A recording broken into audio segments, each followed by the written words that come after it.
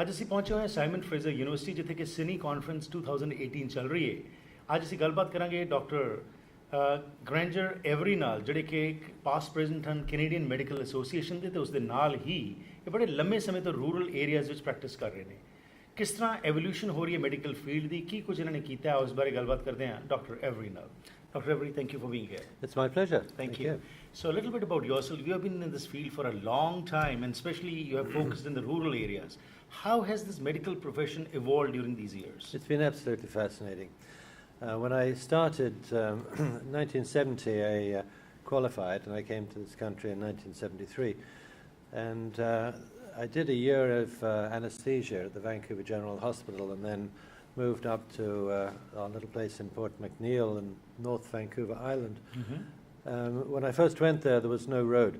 Right. So I had to do the anesthesia, and there was a doctor on a neighbouring island who would do the surgery, and then we would do what we had to do. Well, that has changed vastly. Our technology, our ability to transfer, our ability to communicate has improved immeasurably. Right. And also there's been huge societal changes. When in the middle years there, for about 2.5, 3 decades, we would get a lot of trauma. Trauma in the woods. My people are loggers, so the trees would fall on them, they would get squashed under large vehicles and that type of thing. And then when there was a road finally put through into the North Island, people drove it carelessly, and we would often get people with bad trauma from the road accidents. Right.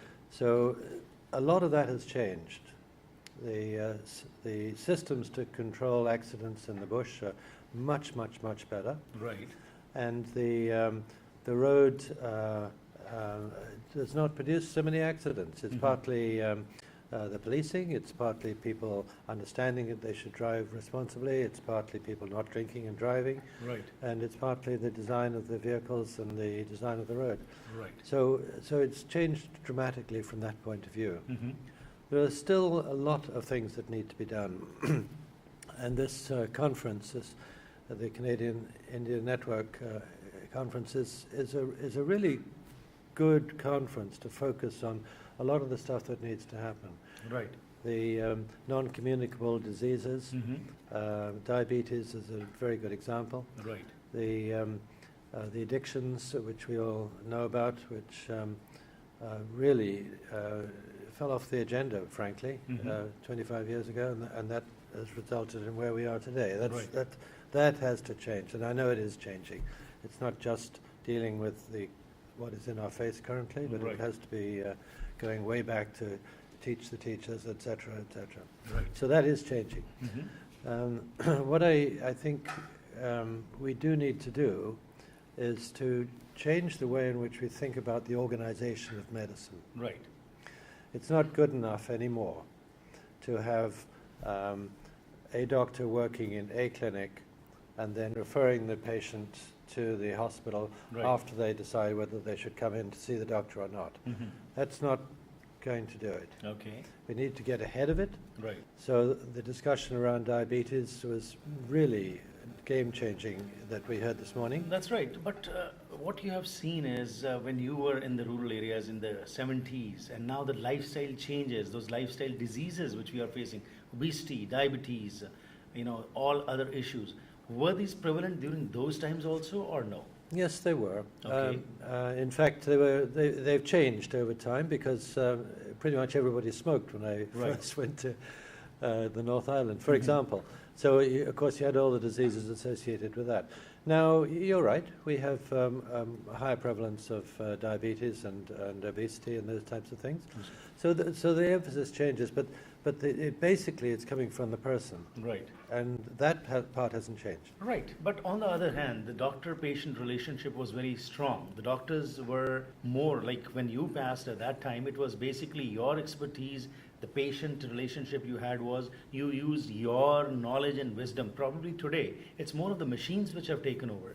Do you think that gap which has come now between the doctor and the patient is detrimental, or is it for the good? So there's two parts to that question, really.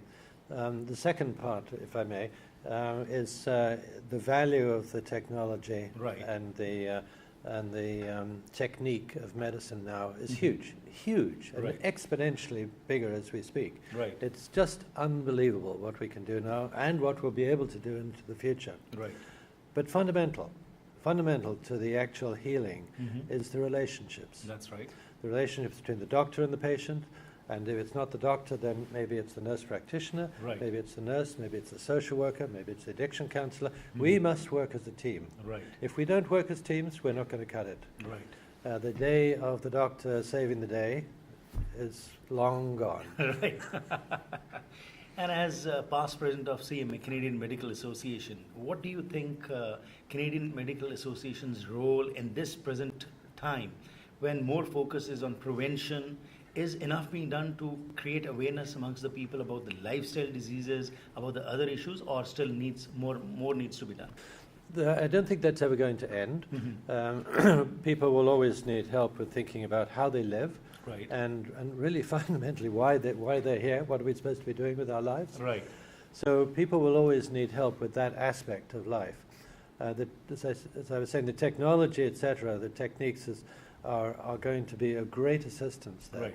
But that fundamental value of the relationship and of how we think about living our lives, etc., those things aren't going to change. Right. I think we need to have a change in how we think about managing or guiding our Right. system. Famously, Canada is a land of 100,000 healthcare silos, Right. and most of them are silos of excellence. Right. But the end result of that is that we underperform for what we pay and for the work that goes into it. And really, our system works because of the really strong and hard work that all the providers put into it. Right. It's not just the doctors and nurses and the others, it's also the healthcare administrators, the politicians work hard at it, the universities work hard at it. But we're all doing it in bits all over the place. We're not sufficiently connected. Right. That's the piece that I would like to address, Right. and I think that's the piece that CMA is about to address. Right. And finally, Dr. Avery, you have a long experience in this field. What would be your suggestion to aspiring youngsters who want to come into the medical field? What should they have to be successful in this particular field? Yes, well, let me say first, it's a wonderful Right. life, and I would do it again in a second, absolutely. One needs to have the wish to do well for others. Right. It's not just about that willingness to put yourself out to an extreme. It's not just that. Right. But it is the wish to actually help others to make the system better and to care for the person next to you. Right. That's fundamental. And that'll never leave medicine regardless of what technology we have. Right. Great. It was a pleasure talking to you. Thank you for being here.